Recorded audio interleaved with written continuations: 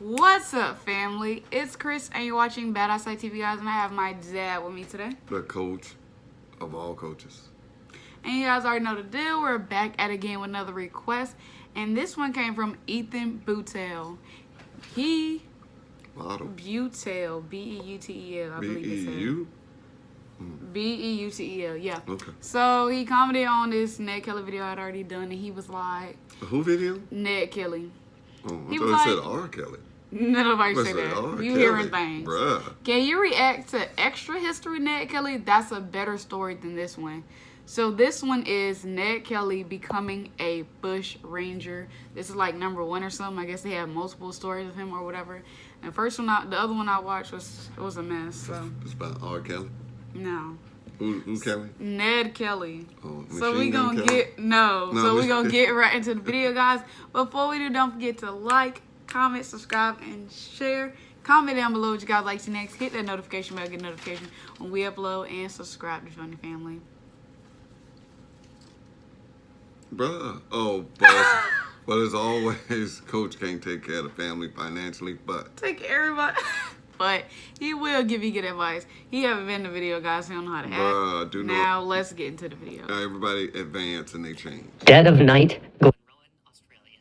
Constable Hugh Bracken lies tossing in bed. Fever runs through him. He begins to drift off when a sudden banging jars him awake. Somebody's at the door. He can barely think straight, but he stumbles slowly to unlock it. The second he does, the door slams open. Damn. A giant man in metal armor pushes through and puts a gun to the police officer's head. A voice echoes from inside the tall helmet. Now, what kind of messy time they living in? You just open the door, you don't even look And through the peephole. You know what the nothing? boy said? Luke, I'm your father. Something wrong with him. And Ned Kelly. Bail up, or you're a dead man.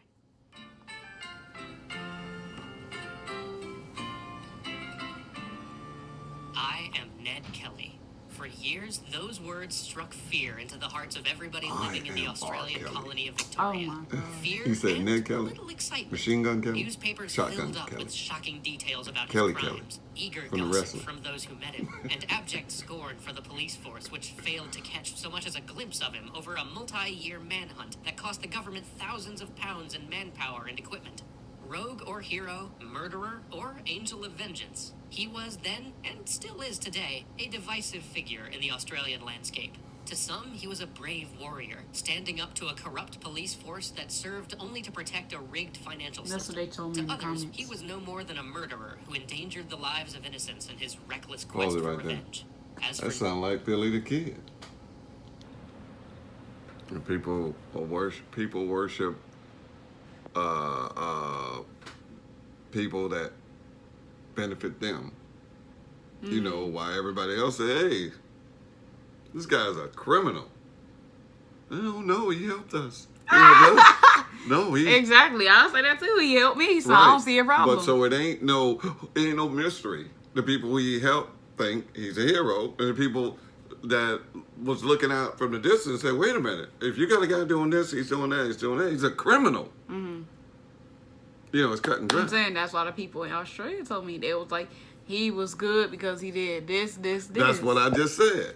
Exactly. It helped them out. If you ain't getting help by Ned Kelly, you think he's a criminal. Ned Kelly. He wants people to listen to his story and judge for themselves. He said, I do not pretend to have led a blameless life, or that one fault justifies another.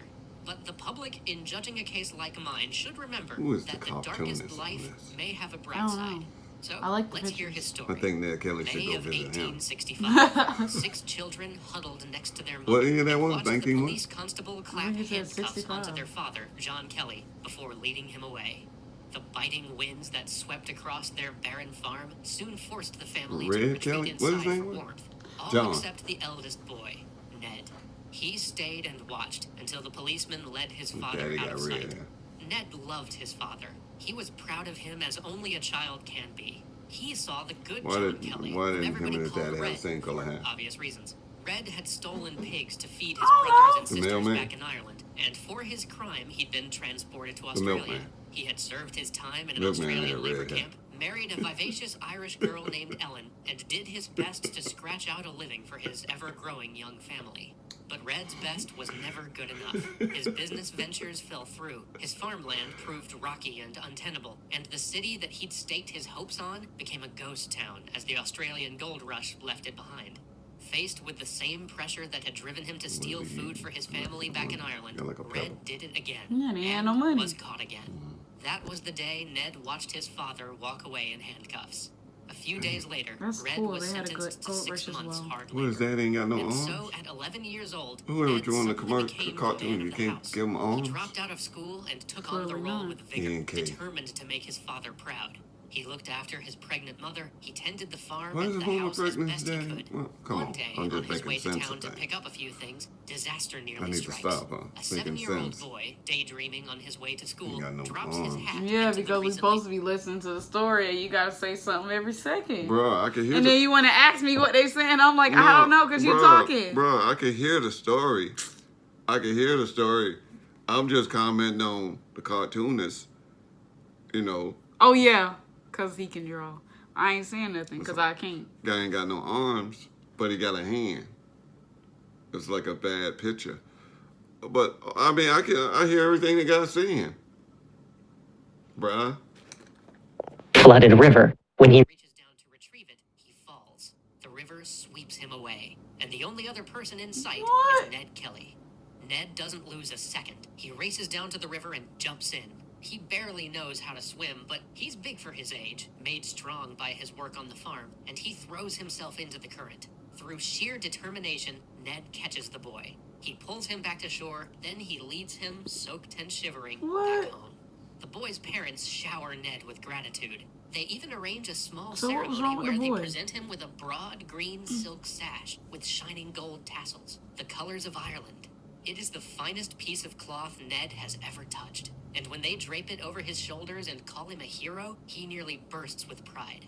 Ned would wear his trophy for weeks, inviting everybody he knew to touch it and hear the story of how brave he'd been. And best of all, wouldn't his father be proud? Red Kelly was proud. Proud, but no Red longer Kelly. the man he had once been.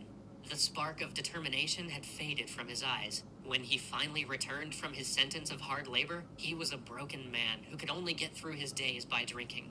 Over the next year, Ooh. Ned watched his father rot away and Terrible. finally die from a failing Oh, liver this in is very old. 1866, So this is... living just 18. long Oh enough my to God, you spend talking one final 19. Christmas. You said, But only I to ain't die say that. before the new year. you was like, 19 what? No, I I was like, said- I think I heard 86.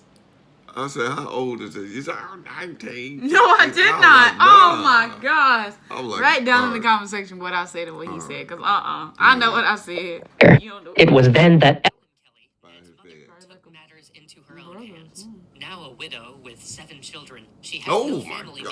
nearby except for a quarrelsome sister-in-law. But to the northeast, 7 she had 2 kids? sisters of her own Seven that also dwarfs, needed that's someone what. to lean What on. would you Both of think? their husbands still lived, but had been imprisoned for cattle stealing. So Ellen joined forces with them in the small town of Greta. Bit by bit, she saved up enough to rent her family a new house. It went cheap because nobody else wanted it, but to the dirt poor Kelly family, anything would do. Ned threw all of his energy into making a real farm out of it, but all he got for his trouble was blistered and tired. The only money he could squeeze out of it was chopping up trees for firewood and selling them in town. Not for very much. His family depended on him, and he didn't know what he could do. Got a family to Enter feed, Harry got a Power. family to feed. Harry Power was a bushranger, the last of a dying breed of Australian outlaws and highwaymen, whose adventures always seemed so grand and romantic up until the moment they got caught. Power had escaped from the same prison where Ned's uncles, the cattle thieves, had been locked up, and it was on their recommendation that he made his way to Greta and met Ned Kelly. What stories he told! He'd swept his way northeast on a whirlwind of robberies, rolling up as much as 87 pounds in a single day. Ned had never seen that much money in his life. He shook hands with Power and agreed to become his apprentice.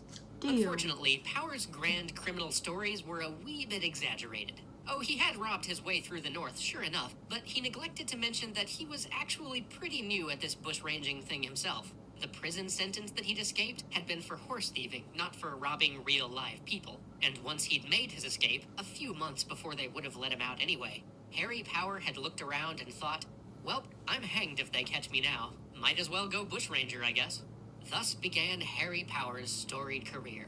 He proceeded to rob people by shouting loudly and waving his gun around, but he never actually shot anyone. In fact, 2 of his would-be victims had actually captured him, but Powers convinced them to let him go. Not exactly a master criminal. What? So it's not much surprise that his first scheme, stealing fresh horses Why'd he from let one of him the go? richest and most powerful men in the area, doesn't go quite as planned. Or maybe it's more like the planning itself doesn't go well. Power leads his new apprentice to a rocky bluff that overlooks the rich man's paddock, and they survey the land in preparation for a raid. One tiny problem, they're in plain sight, and they get seen. While they lie there, planning to steal them some horses, the owner saddles one of the horses they aren't watching, sneaks up around them, and fires a warning shot at Ned. The bullet drives into the ground inches in front of Ned's nose, sending a spray of gravel into the boy's face. He screams, flattening What is himself this, like a dumb pancake, and starts criminals? gibbering about a surrender. Ned is not exactly a master criminal either at this point. But Harry Power refuses to leave him behind. If he lets anything happen to that boy, Ellen Kelly will straight up murder him. Cursing and hitting, he hauls Ned back on his feet and pulls him away before their pursuer can load and fire again. They run back to the horses they brought with them. Not as good as the horses they were planning to steal, but good enough if you're desperate and willing to ride at breakneck speed, which they are. They gallop across rough and rocky territory that would have killed any lesser horseman. But whatever their shortcomings, neither of them is a lesser horseman. Ned races all the way home, leaps off his horse, and vows never to go bushranging again. Join us next time as Ned goes bushranging again.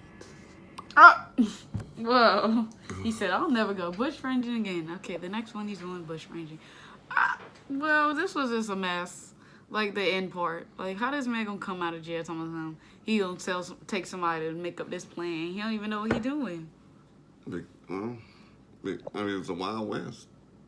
I mean, you can, it was probably no books to tell you how to do anything. You just, Well, like you said, in plain sight, that was a mess. but not like YouTube. You just say, oh, I need to learn how to do this, and then a video pop up. How to rob a place? Yeah. That shouldn't be on YouTube. Oh, there's a lot of stuff. I say it shouldn't be. I'm saying, but there's a lot of stuff shouldn't be on YouTube that is on it. Right. So my summation of this, that, I mean, he introduced us to the story. But, I mean, and he did a good thing by breaking it up into pieces.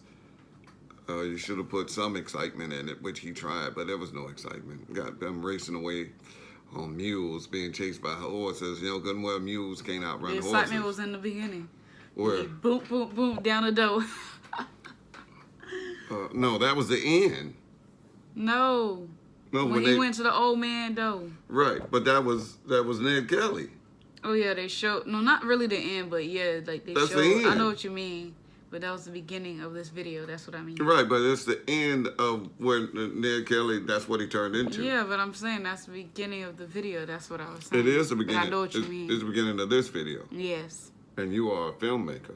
So you as a filmmaker, how you feel that showing the ending of a series in the beginning, or, would you recommend that?